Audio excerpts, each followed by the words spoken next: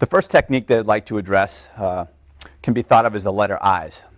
So when sometimes you talk about letters, it can be a little conceptual, but if I were to do a little bit of that male cheerleading role that I've done in a lot of my exercise classes, we're going to think of our body and positioning our body to make out these letters. So I'll start by showing you the alphabet soup that we're going to go through today, and then I'll back out and we'll go to our initial one, which is going to be I's. Body weight, great way to do this, portable, doesn't cost anything. You don't need any equipment. First one, I's. Elbows are going to stay straight. Lift up over your head. Return back towards the middle position. Make a giant Y here. Back towards the middle position. T's. W's. Got to squint a little bit to see a W, but it's there. Then you've got your A's. Imagine the A. There are the legs of the A. Some people call those cobras. There are also combinations. We can put those together. There's another exercise that you might hear called robbers. And when you do this up against the wall, it might be called a wall slide.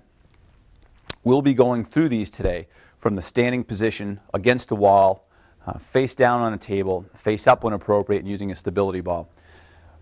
But eventually our goal is to be able to use all these exercises to allow that great movement of the scapula, that elevation, depression, upward rotation, downward rotation, protraction, and retraction that we need so importantly while we're playing in dynamic sports such as tennis. So I's, it's going to help with our trapezius, the upper trapezius and lower trapezius, to help to keep that scapula from downwardly rotating. It's going to help with that serratus anterior to keep the scapula pressed against the thorax. Key points is elbows are going to stay straight. Now as I do this, I want to make sure that from the side, my abdominals are drawn in and my glutes are engaged, so I stay neutral. How is it that you find out you're neutral? Neutral throughout the low back and the pelvis is extremely important. It can be a little challenging to find if you're not used to it. And if you do your flexibility techniques first through the hip flexors, it will be easier to do so. But you could just place your hands on your hips. You could take your pelvis and do an anterior pelvic tilt and arch the low back. You could flex the spine and round the pelvis posteriorly. So go all the way one way, all the way the other way.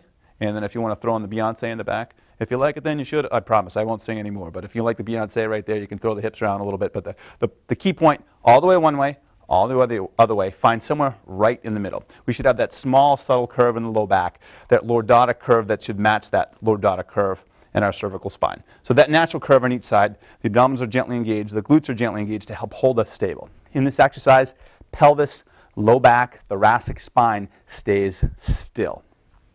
Elbows are going to stay extended, and just like we were trying to make a letter Y, we're going to lift our arms up out in front of us. We're going to keep our scapulas protracted or pressed forward without excessive elevation. So this is a mistake if you start to elevate. This is a mistake if your elbows start to bend. So with this I, neutral, abs in, you're going to stay with the scapula pressed against the thorax, and you're going to lift up towards the front. Now for right now, without doing more flexibility first, that's my full available range of motion for an I, which is fine for me. If I go up past that, I'm going to have too much movement at the shoulder blade, or my shoulder blades will come off the back. But my shoulder blade should be pressed nice and flat up against the back of my spine. Posterior view, just so you can see what that looks like, they're going to stay flat, pressed against the rib cage. Easy to do standing up, nice easy warm up. If you want a little bit more of a challenge, now here's why it's a challenge. You're going to use gravity to increase your resistance or hold a hand weight, which will make it more challenging.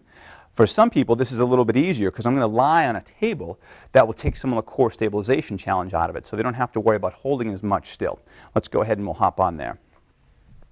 This yellow mini band we'll use in just a few moments. We're going to start out with, if any resistance is going to be needed, the pink 1-pound dumbbells are plenty, or the purple 2